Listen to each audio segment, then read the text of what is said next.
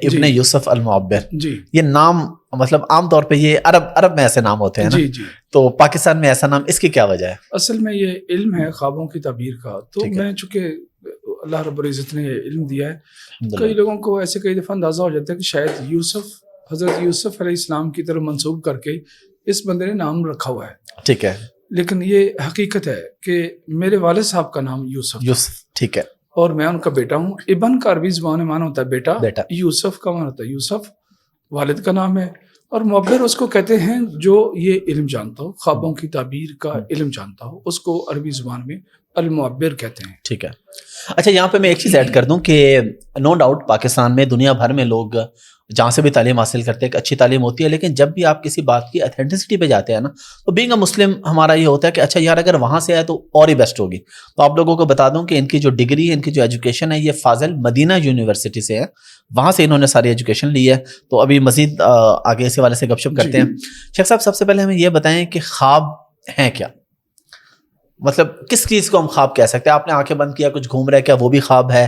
Basically خواب، اصل اس لفظ خواب کی تعبیر کیا ہے؟ جی، اصل میں انبیاء کرام دنیا میں تشریف لائے اور چلے گئے، بے شک، اللہ نے ان کو بھیجا بے شک، انسانوں کے ساتھ رابطہ کرنے کے سلسلے میں، ان کی رہنمائی کے لیے، ان بے کی شک، ہدایت کے لیے وہ چلے گئے، وہ دور بند ہو گیا۔ بالکل، انسان کو اللہ نے اپنے ہاتھ سے بنایا، یہ اللہ کی بڑی پسندیدہ چیز ہے، محبوب چیز ہے، بے شک، اور تمام مخلوقات میں سے سب سے اشرف المخلوقات ہے۔ بے شک، اللہ رب العزت نے جب اپنے ہاتھ سے بنایا تھا اس حضرت کو، تو اس کے ساتھ رابطہ توڑا نہیں ہے، بلکہ کسی نہ کسی طریقے کے ساتھ جوڑ کے رکھا۔ ٹھیک ہے، اس دور میں انبیاء کرام کے تھرو بھی تھا اور خوابوں کے ذریعے بھی تھا، دونوں چیزیں تھیں، اور آپ صلی اللہ علیہ وسلم لوگوں کے خوابوں کی تعبیر بھی بیان کرتے تھے۔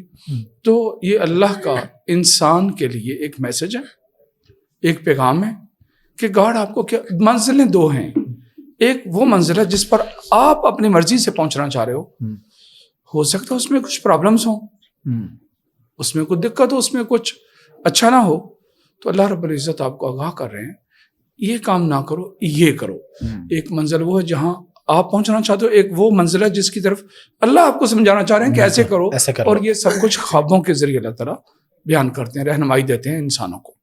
اس کی ہم ڈیٹیل میں آپ سے جائیں گے بعد میں، ظاہر ہے پہلے کچھ شروع میں ڈسکشن کر لیں، پھر خوابوں کی تعبیر کے حوالے سے بات کریں گے۔ آپ کی تعلیم اس حوالے سے کیا ہے، یا آپ کے استاد کوئی ہیں اس حوالے سے جن سے آپ نے سیکھا ہو خوابوں کا علم، یا آپ کی ایجوکیشن کو اس سے ریلیونٹ ہے؟ اصل میں یہ جو علم ہے، علم کی دو قسمیں ہیں، ٹھیک ہے، ایک ہے عربی زبان کی، اس کی دو اصطلاحات ہیں، ایک وہبی، ایک کسبی۔ ٹھیک ہے، کسبی وہ علم ہوتا ہے جس کو سیکھا جاتا ہے، کوئی بھی جی سافٹ ویئر والے کام کرنے والے، آئی ٹی کا، ڈاکٹر کا، کوئی بھی سیکھے گا وہ سیکھ لے گا، وہ کسبی علم کہلاتا ہے۔ ٹھیک ہے، یہ علم وہبی علم کہلاتا ہے۔ ٹھیک ہے، وہبی علم کا معنی ہوتا ہے کہ گاڈ گفٹڈ علم، ٹھیک ہے، اللہ کی طرف سے، اللہ کی طرف سے ہے۔ اگر کوئی انسان کہے کہ میرے پاس میں یہ سیکھ لوں، وہ کچھ پرسنٹ ہے کہ 50% سیکھ سکتا ہے، لیکن جب کوئی خواب آئے گی تو وہاں پر وہ وہاں تک جاننا چاہے گا کہ اس کی تعبیر کیا ہے، تو اس کے لیے یہ کرنا مشکل ہو جائے گا۔ لیکن سن کر کئی چیزوں کے بارے میں وہ پہنچ سکتا ہے، جیسے ایک انسان پوٹی پخانہ وغیرہ یہ خواب میں دیکھتا ہے تو اس کا مطلب رزق ہے۔ ایک انسان آسمان کی بلندیوں پر اڑتا ہے تو وہ اونچائی کی طرف جاتا ہے، وہ ترقی ہے، وہ پروموشن ہے، وہ رزق میں بہتری ہے۔